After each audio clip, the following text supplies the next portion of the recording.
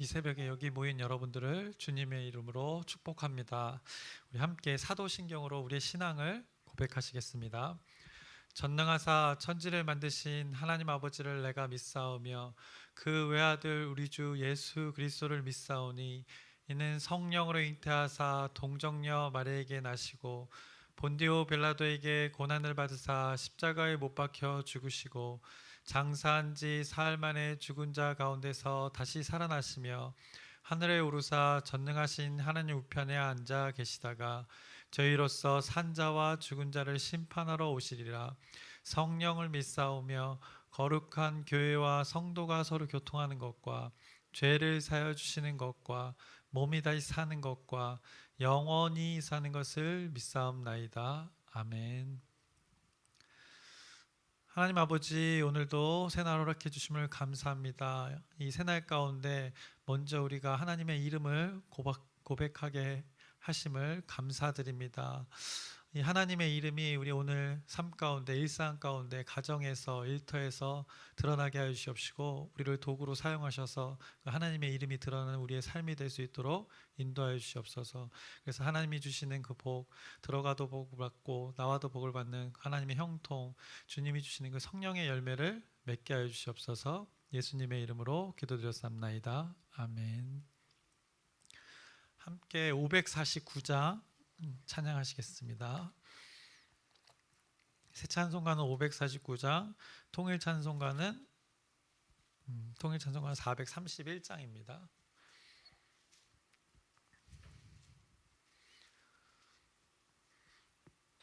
내 주여 뜻대로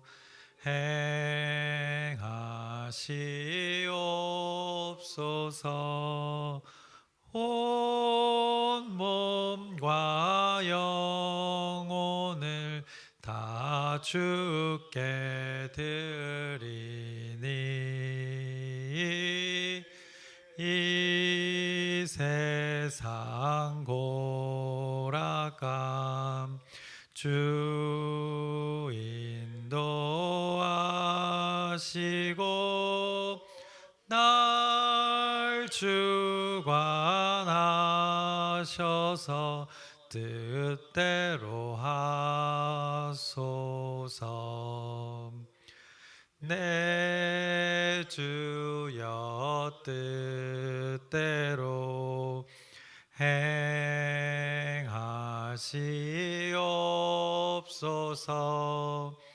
큰 근심 중에도 낙심케 마소서.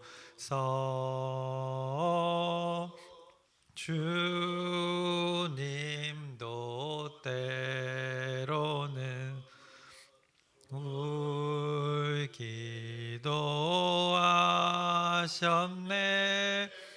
날 주관하셔서 뜻대로 하소서. 내 주여 뜻대로 행하시옵소서.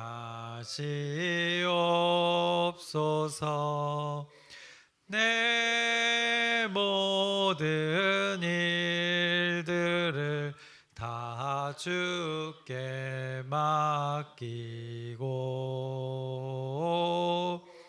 저 천성 향하여 고요히 가리니 살든지 죽든지 뜻대로 하소서.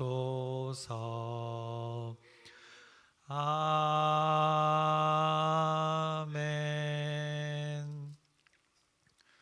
오늘 함께 나누실 말씀은 사사기 14장의 말씀입니다. 사사기 14장 전체의 말씀인데 우리가 함께 읽기는 7절 한 구절 읽겠습니다. 14장 7절의 말씀입니다. 함께 읽겠습니다. 그가 내려가서 그 여자와 말하니 그 여자가 삼손의 눈에 들었더라. 아멘. 오늘은 사사기 14장의 말씀을 나누겠습니다. 어제 13장에서는 이 단지파의 소라의 도시에 마누아와 그의 아내가 여호와의 사자를 만나고 그 가운데 아이를 가지지 못하던 그 두 부부에게 하나님께서 약속을 주시고 그들이 아이를 갖게 된 것이 나왔습니다. 그리고 그의 이름을 삼손이라 하였습니다. 그를 통하여서 하나님의 영이 일하기 시작하였음을 선포하였습니다. 그를 통해서 하나님께서 하실 일은 무엇이라고 말씀하셨죠? 바로 이스라엘 백성들이 블레셋 압제를 당하고 있었기 때문에 그들의 손에서 이스라엘 백성들을 건져낼 것을 하나님께서 약속으로 말씀하셨습니다. 그리고 오늘 14장의 말씀으로 지금 이어집니다. 14장의 처음 시작분을 보면 삼손이 태어난 지 한참이 흘렀음을 우리가 알 수 있습니다. 아내를 맞이하려는 그 삼손의 모습이 나타나고 있습니다. 그가 아내로 이제 맞이하려는 여자는 블레셋의 사람이었습니다. 그래서 1절 말씀을 제가 읽겠습니다. 삼손이 딥나에 내려가서 거기서 블레셋 사람의 딸들 중에서 한 여자를 보고라고 말씀합니다. 그리고 나서 또 이렇게 2절에 이어집니다. 올라와서 자기 부모에게 말하여 이르되 내가 딥나에서 블레셋 사람의 딸들 중에서 한 여자를 보았사오니 이제 그를 맞이하여 내 아내로 삼게 하소서 하매라면서 삼손이 이제 아내를 맞이할 것을 말하고 있습니다. 내려가서 보고 올라와서 부모님께 보고하고 있는 것입니다. 실제 지형도 지금 이곳이 살고 있는 이 삼손이 살고 있는 부모가 살고 있는 곳은 이 산악지대 구릉지대고 내려가서 그 평야의 블레셋의 그 여자를 보고 와서 지금 보고하는 것입니다. 부모님께 지금 허락을 받습니다. 대부분 어느 민족이나 마찬가지겠지만 이스라엘 그 전통에는 자식의 결혼을 이제 부모가 주도하는 경우가 굉장히 일반적이었습니다. 그래서 가문과 가문이 만나는 이 결혼이라는 일은 부모의 결정이 굉장히 중요했습니다. 우리나라도 예전에는 이제 지금처럼 이 자유연애가 아닌 결혼식 당일에 이 신랑 신부가 처음 얼굴을 맞이하는 경우도 있었지 않습니까? 그것처럼 당시 이스라엘에도 그 부모의 역할이 결혼을 주도하는 것이 일반적이었습니다. 그래서 삼손이 블레셋의 여자를 데리고 이제 허락을 받으러 올라갔다고 부모에게 말씀합니다. 그는 이제 스스로 먼저 블레셋의 여자를 보고 와서 부모에게 허락을 받는 장면이 나옵니다. 그것이 3절에 잘 나타나 있고요. 그리고 이어서 4절입니다. 그때 블레셋 사람이 이스라엘을 다스린 까닭에 삼손이 틈을 타서 블레셋 사람을 치려 함이었으나 그의 부모는 이 일이 여호와께로부터 나온 것인 줄은 알지 못하였더라라고 이렇게 말씀합니다.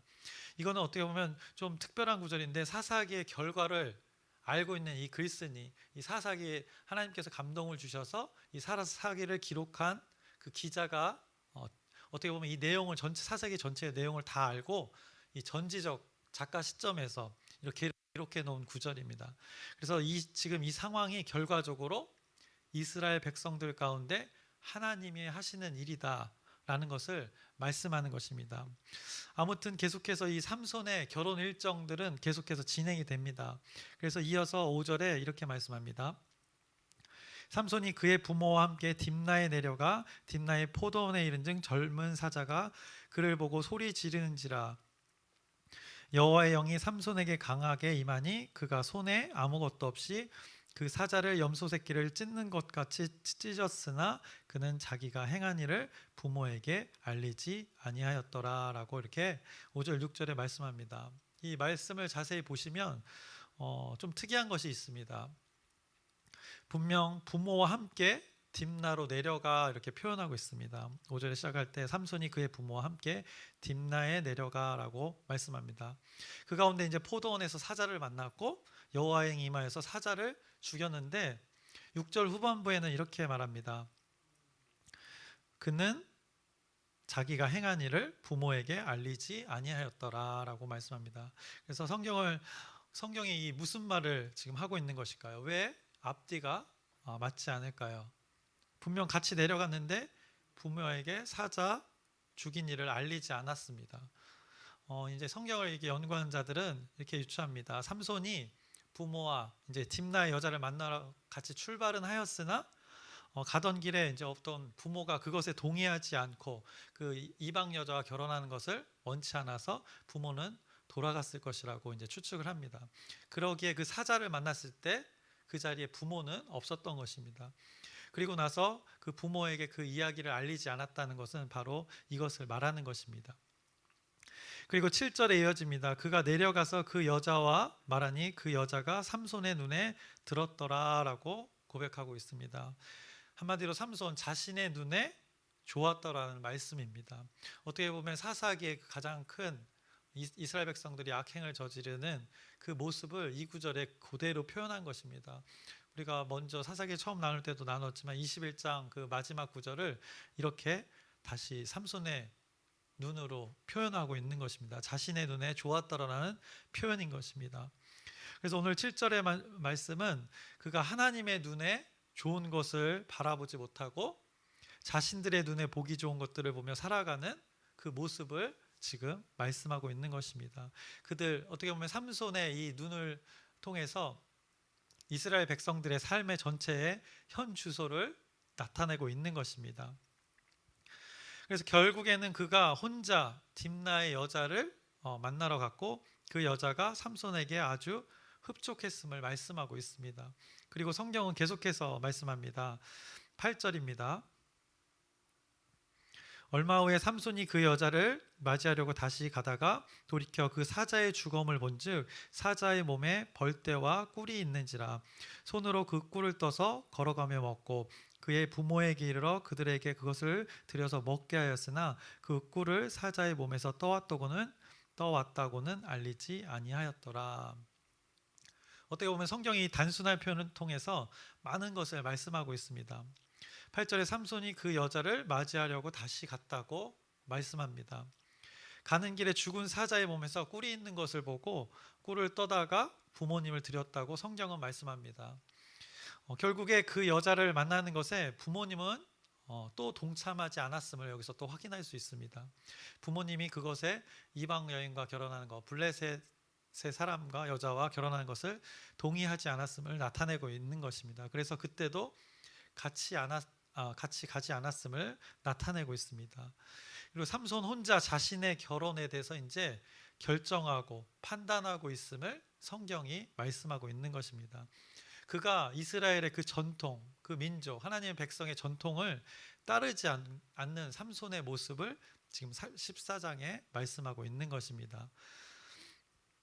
지금 이스라엘 백성들의 상태는 어떻습니까? 그들이 지금 블레셋 사람들에게 압제를 당하는 상황입니다.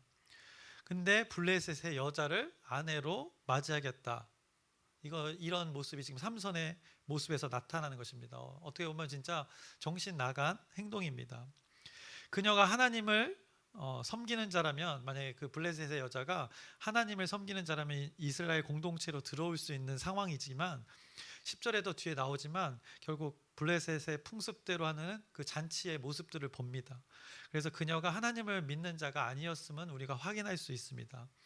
지금 이 태도는 마치 일제 그 강점기 때 일제의 핍박이 심한데 이 독립군의 자녀가 일본 여자랑 결혼하겠다고 하는 상황과 매우 흡사한 상황인 것입니다.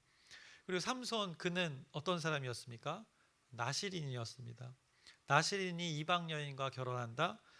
삼손 이 사람은 보통 사람이 아닌 것입니다. 지금 삼손의 이 모습을 통해서 이스라엘 백성들의 전체 삶을 지금 사사기 14장에 말씀해주고 있습니다.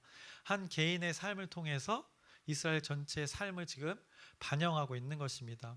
왜냐하면 이런 결혼이 어떻게 보면 자연스럽게 이루어지고 있다는 것이 증거가 됩니다. 사사기 14장은 이런 것들을 자세하게 나타내고 있습니다. 그리고 더욱이 삼손이 결혼하고 싶어하는 그 여자를 만나러 가는 길에 어떤 일이 있었습니까? 다시 내려가는 길에 죽은 사자에서 꿀을 가져다가 자신이 맛있게 먹고 그것을 부모에게도 드렸습니다. 그는 어떤 사람이었습니까? 나시린이었습니다. 나실인의 삶을 살아야 하는 자인데, 그런데 죽은 그 사체를 만지고 거기에 있던 것을 먹었습니다. 하나님의 말씀을 삼손은 쉽게 어기는 자였던 것입니다. 더군다나 자신만 그것을 어기는 것이 아니라 타인에게도 지금 전염시키고 있다는 것을 성경이 지금 말씀하고 있는 것입니다. 죽은 사체에서 아무리 그 달콤한 꿀이어도 부모에게 그것을 갖다 주는 행위는 하나님의 말씀을 어떻게 보면 같이 범죄하게 하는 행동이기 때문입니다. 성경이 참 희한한 것이 이 달콤함을 쫓아 하나님의 말씀을 어기는 그들의 일상의 삶을 삼손이 지금 겪고 있는 실제 삶에 빗대어서 지금 너무나도 신랄하게 지금 표현해주고 있습니다. 어제 말씀에서도 여호와의 목전에서 그들이 다시 악행을 했다고 했는데, 이 삼손뿐만 아니라 이스라엘 백성들이 그렇게 살아가는 모습을 지금 삼손의 한 일화를 통해서 지금 신랄하게 표현해주는 것입니다. 눈에 보이는 대로, 자기의 눈에 좋은 대로 그 블레셋의 여자를 취하는 삼손, 그리고 죽은 사체를 꺼리낌 없이 만지며 달콤한 꿀을 먹는 삼손의 그 무분별함, 그런 것에서 온 줄 모르고 달콤한 것이게 받아먹는 그 부모의 모습, 이것이 삼손이 살던 시대의 이스라엘 백성의 현 주소임을 말씀하고 있습니다. 근데 오늘 본문에서 우리 몇 가지 주의 깊게 봐야 할 내용들이 있습니다. 우리가 일반적으로 보았을 때 이해하기 어려운 부분들이 조금 존재합니다. 바로 여호와의 영이 임하는 것과 그 영이 임하여서 삼손이 행한 일과 삼손의 개인의 삶을 우리가 구분해서 이 성경을 봐야 된다는 것입니다. 하나님의 영이 임하여서 삼손이 행동한 일과 삼손 개인의 삶과 연결해 보았을 때는 우리가 이런 질문을 할 수 있습니다. 삼손 그가 정말 하나님의 영에 사로잡힌 자의 삶이었던가? 이렇게 질문해 볼 수 있습니다. 그런 의심이 듭니다. 근데 다시 한번 결론부터 말씀드리자면, 하나님의 영이 삼손에게 임하여서 그가 한 일과 삼손의 일상과는 구분해서 이 삼손의 일들을 바라봐야 된다는 것입니다. 그래서 좀 특이하게도 이 삼손에 관한 사사기의 말씀을 보실 때는 이것을 꼭 구분해야 합니다. 삼손의 일상은 계속해서 어떠했는가? 사사기에 나타난 이스라엘의 그 백성들의 특징처럼 그에게는 하나님 없음이 그대로 드러납니다. 자기의 옳은 소견대로 살아가는 삶의 특징이 이 삼손 개인의 삶에 끊임없이 나타납니다. 그것이 이스라엘 백성들의 일반적인 삶이었다는 것을 지금 삼손의 삶으로 대변하고 있는 것입니다. 그리고 그런 그의 일상의 삶과는 별도로 그 가운데 하나님이 강권적으로 일하셔서 이스라엘 백성 전체를 위한 하나님의 일이 있었다는 것입니다. 그 블레셋의 압제에서 건져내시는 일들을 하신 것입니다. 그 여호와의 영이 임한 것의 6절입니다. 여호와의 영이 삼손에게 강하게 임하니 그가 손에 아무것도 없이 그 사자를 염소 새끼를 찢는 것 같이 찢었으나 그는 자기가 행한 일을 부모에게 알리지 아니하였더라.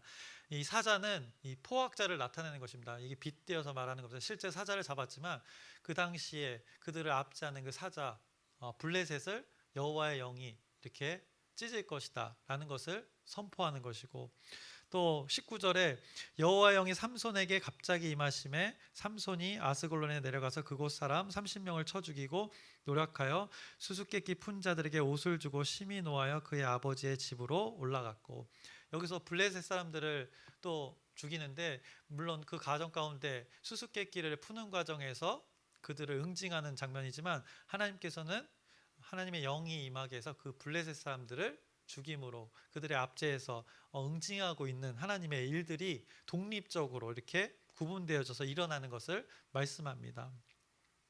하나님 자신이 약속한 것과 계획이 분명히 있었기 때문입니다. 사사기에서 하나님의 영은 이스라엘 전체에 관해서만 일을 하고 계시는 것입니다. 삼손은 말 그대로 이 하나님 일의 도구로만 지금 사용되어지고 있는 것입니다.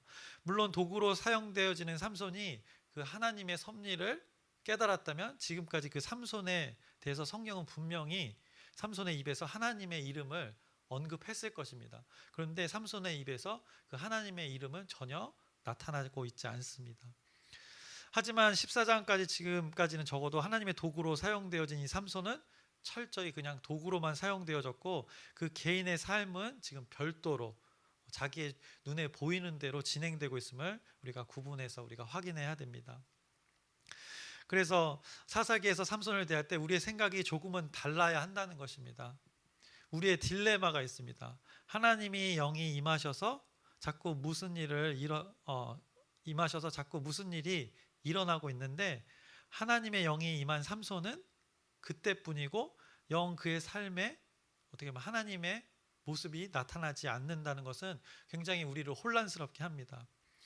그러나 이 사사기를 통해서 하나님께서는 우리의 인식을 넘어서는 그 하나님의 모습을 나타내시는 것입니다. 그 근거는 우리가 어제 나눴던 13장에서 찾아볼 수 있습니다.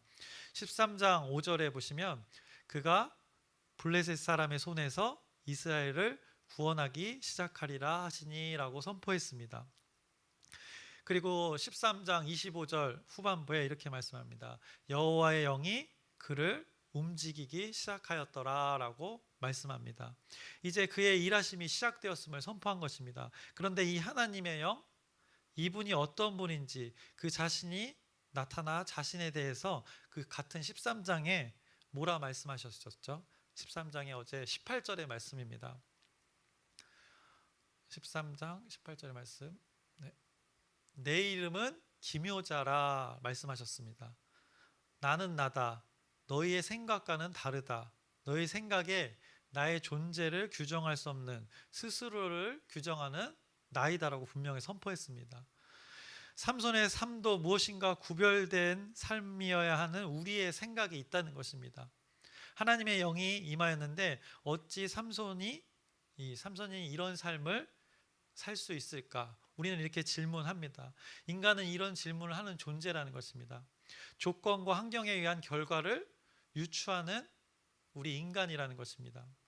우리는 그런 존재인데 성경은 이렇게 이야기합니다. 하나님은 자신의 이름을 드러내면서 사람의 생각에는 이런 한계가 있음을 인정하라는 것입니다. 너희와 나의 생각은 다르다라는 것을 분명하게 선포합니다. 우리의 인식에서는 하나님의 영이 임하면 온전히 이 사람의 모습도 온전한 어떤 모습으로 살아가야 함을 조건적으로 우리가 생각할 수 있지만 그렇지 않다는 예외적인 것도 분명히 있다는 것을 이렇게 자신의 이름을 통해서 나타내고 있습니다. 모든 것의 주관자가 나 여호와 하나님이다를 선포하시는 것입니다. 더욱이 하나님의 자녀들이 여호와의 눈에 좋은 대로 사는 것이 아니라 자신의 눈에 좋아 보이는 대로 사는 이들 가운데 하나님 자신의 그 강력한 주권을 사용하셔서 이 도무지 회복할 것 같은 상태에 도무지 불가능할 것 같은 회복이 불가능할 것 같은 상태에 이스라엘 백성들을 건져내시는 작업들을 하고 계시는 것입니다. 한 개인이 그리고 이스라엘 백성 전체가 이 악행을 행함을 하고 있음에도 그 하나님의 조건 없는 사랑이 지금 드러나는 것입니다. 하나님의 영이 움직일 조건이 하나도 성경에는 존재하지 않습니다. 그럼에도 여호와 하나님은 그 가운데 하나님의 영을 통해서 지금 일하시고 계시는 것입니다. 삼손이 영에 붙들려서 어떤 일을 하지만 그의 삶은 온전치 않았습니다. 그럼에도 하나님은 하나님의 영을 사용하셔서 일하시고 계신다는 것을 말씀합니다. 그 근거가 어제 말씀 오늘 삼손의 이야기가 계속되어지지만 내 이름은 기묘자라 이 말씀이 정답입니다. 하나님의 일하심은 우리의 생각 안에 갇힐 수 없음을 지금 선포하는 것입니다. 14장에는 이 삼손 삶의 모습이 나타납니다. 당시의 모습을 삼손을 대표해서 표현해주고 있는 말씀입니다. 그가 이스라엘 대표하는 자로 살아가는데 어떻습니까? 블레셋 사람들이 삼손의 삶을 봐도 완전히 이것은 개차반인 것을 뒤에 구절에 잘 나타나 있습니다. 사사기는 이것을 지금 고발하고 있는 것입니다. 이스라엘 백성들의 삶이 삼손의 모습에 고스란히 지금 담겨 있는 것입니다. 오늘 다루지는 않았지만 이제 14장에는 삼손이 결혼 파티를 하면서 그들의 풍습대로 친구들을 초청해서 그 가운데 수수께끼를 내고 그 가운데 결국엔 사람을 죽이고 그의 아내는 삼손의 친구였던 자와 살아가는 안타까운 일들이 그의 삶 가운데 벌어집니다. 삼손의 모습은 걷잡을 수 없는 그 폭풍 속으로 계속해서 자꾸 들어갑니다. 하나님의 강권적인 역사가 일어날 수밖에 없는 구조로 지금 이루어집니다. 현재 삼손의 모습을 우리가 닮을 것은 하나도 없습니다. 어떻게 보면 개인의 일탈과 이것이 일상이 된 이스라엘 백성들의 삶을 우리가 낱낱이 알게 되는 오늘 14장의 모습들입니다. 그럼에도 우리의 모습에 적용해 봐야 될 것이 하나님의 말씀입니다. 그래서 우리는 우리의 어떤 조건이 하나님의 만족이 되어 하나님의 영이 임한다고 생각할 때가 있습니다. 우리는 우리의 어떤 조건이 하나님의 만족이 되어서 하나님의 영이 임한다고 생각합니다. 왜냐하면 하나님의 영에 임한 자들은 어떤 그런 모습이 나타날 것이라고 우리의 인간의 생각에는 그런 규정을 짓는 것입니다. 또 그렇다고 하나님의 영이 제멋대로 사는 사람들에게 강권적으로 임하는 것도 아닙니다. 이것은 하나님의 신비입니다. 기묘자라는 말이 그 이름에서 나타나는 것입니다. 하나님 자체는 근데 신비이지만 이런 일들을 통해서, 이 신비의 일을 통해서 우리에게 하나님이 분명하게 나타내신 것이 하나 있습니다. 그것이 바로 하나님의 말씀, 우리에게 주어진 성경입니다. 그가 선포한 말씀이 우리에게 분명하게 존재합니다. 이스라엘 백성들이 기억하지 못한 것은 바로 이 하나님의 말씀이었습니다. 그것을 잊고 그것과 동떨어진 삶을 살았기에 그들이 고통 속에서 애굽의 삶과 같은 삶을 살았던 것입니다. 그래서 우리가 살고 있는 이 세상을 한번 여러분이 차분히 바라보시면 사람들이 아주 바삐 삽니다. 무엇을 위해 바삐 사는지 자세히 들여다보시기 바랍니다. 자세히 보시면 그들 스스로가 짊어진 짐을 들고 삽니다. 누가 그것을 메고 업고 다니라고 하지 않았습니다. 그럼에도 그들은 그들의 눈에 보이는 대로 그들의 안목의 정욕과 이생의 자랑을 위해서 그것을 무겁게 지고 살아갑니다. 그러다가 스스로 지었던 것을 짧게나마 각자의 방법으로 그것을 내려놓으려고 하고, 그리고 다시 그 내려놓음을 위해서 다시 무거운 짐을 들고 살아갑니다. 잠시 그 휴식을 위해서 돈을 번다는 것입니다. 잠깐의 그 엄청난 쾌락을 위해서 엄청나게 다시 고생을 한다는 것입니다. 그것을 쳇바퀴 돌듯이 살아가는 것이 이 세상의 삶입니다. 여러분이 인생을 살아보셨으니까 잘 아시지만 참 금방 있지 않습니까? 저도 살짝 느낍니다. 여러분이 느끼는 속도와는 좀 차이가 있지만 아이들이 크고 또 이제 부모님이 나이가 드셔서 힘이 빠지고 이런 것들을 보면서 정신없이 또 육아로 살아다가 이제 조금은 애들이 크니까 살짝 빠져나와서 보니까 참 금방이다라는 생각이 듭니다. 이 금방인 세월, 가까운 나의 가족과 나의 이웃, 나의 공동체와 오손도손 잘 살아야지 하는 생각이 듭니다. 우리에게 주어진 일상 가운데 거창한 것보다 사소하고 주어진 것들, 그 일상을 잘 살아야지 하는 생각이 듭니다. 왜 옛날에는 뷔페가 참 좋았습니다. 다양하게 많이 먹을 수 있고 여러 가지가 많이 있으니까 좋았는데, 그런데 많이 먹고 하니까 좋았는데 요즘은 단품 하나가 좋습니다. 간단히 그냥 잘 먹으면 그게 좋더라고요.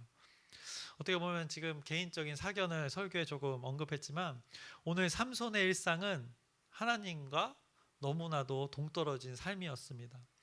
하나님의 영이 임하셔서 블레셋에서부터 구원해내기 위한 하나님의 밑작업들이 지금 이루어지고 있지만 삼손 개인의 일상은 엉터리였음을 성경이 말씀하고 있습니다. 그가 나시린이었음에도 그의 일상은 너무 거창한 것을 쫓고 그러다 엉뚱한 길로 빠지고 있음을 확인할 수 있습니다.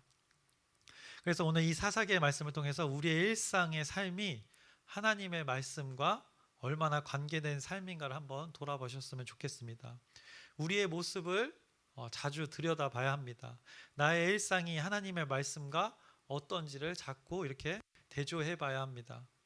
그것이 여러분의 주어진 몫은 그래서 나의 일상의 삶을 자세히 들여다보는 것과 들여다보는 그 기준은 하나님의 말씀입니다. 그렇기 때문에 또 하나님의 말씀을 우리가 자주 들여다봐야 되는 것입니다. 그래서 여러분 눈에는 삼손의 눈에는 그 여자가 블레셋의 이방 여자가 보였지만 여러분의 눈에는 하나님의 말씀만 훤히 보이기를 소망합니다. 하나님의 일하심이 여러분의 일상 가운데 있기를 주님의 이름으로 축원합니다. 설교를 마치겠습니다. 하나님 아버지, 이스라엘 백성과 삼손이 자신의 눈에 보이는 대로 살아갔습니다. 우리가 동일하게 그 절차를 밟지 않길 원합니다. 우리의 눈에 보이는 대로 살아가는 것이 아니라 그 보이지 않는 세계, 그 하나님 말씀하신 그 영적인 세계, 하나님 다스림 안에서 우리의 일상을 살아가게 해주시옵소서. 우리의 이생의 자랑과 안목의 정욕을 쫓지 않고 하나님 말씀하신 걸 쫓아 살아가게 하여 주시옵소서. 우리의 눈이 분별력이 있어 하나님의 것들을 분별하게 하여 주시옵소서. 예수님의 이름으로 기도드렸사옵나이다. 아멘. 하늘에 계신 우리 아버지여, 이름이 거룩히 여김을 받으시오며 나라의 마옵시며 뜻이 하늘에서 이루어진 것 같이 땅에서도 이루어지이다. 오늘날 우리에게 일용할 양식을 주옵시고 우리가 우리에게 죄 지은 자를 사하여 준 것 같이 우리의 죄를 사하여 주옵시고 우리를 시험에 들게 하지 마옵시며 다만 악에서 구하옵소서. 나라와 권세와 영광이 아버지께 영원히 있사옵나이다. 아멘. 날씨가 제법 쌀쌀해졌는데 아침 저녁으로 건강에 유의하시기 바랍니다. 우리 기도 제목 나누겠습니다. 사역국장 회의가 이번 주 주일에 있습니다. 이를 위해서 여러분의 중보기도 부탁드립니다. 그리고 우리 아픈 지체들이 있습니다. 몸과 마음이 아픈 지체들을 위해서 여러분의 간절한 그 기도 부탁드립니다. 그리고 멀리 떨어져 지내는 가족들, 또 해외 간 지체들, 군 복무 중인 지체들 있습니다. 이분들을 위해서 여러분이 한 사람 한 사람 그분들을 언급하면서 하나님의 뜻을 구하길 바랍니다. 그리고 각자의 기도 제목을 하나님께 아뢰고 하나님이 그 뜻을 이룰 수 있도록 우리 주님 크게 한번 부르짖고 함께 기도하시겠습니다.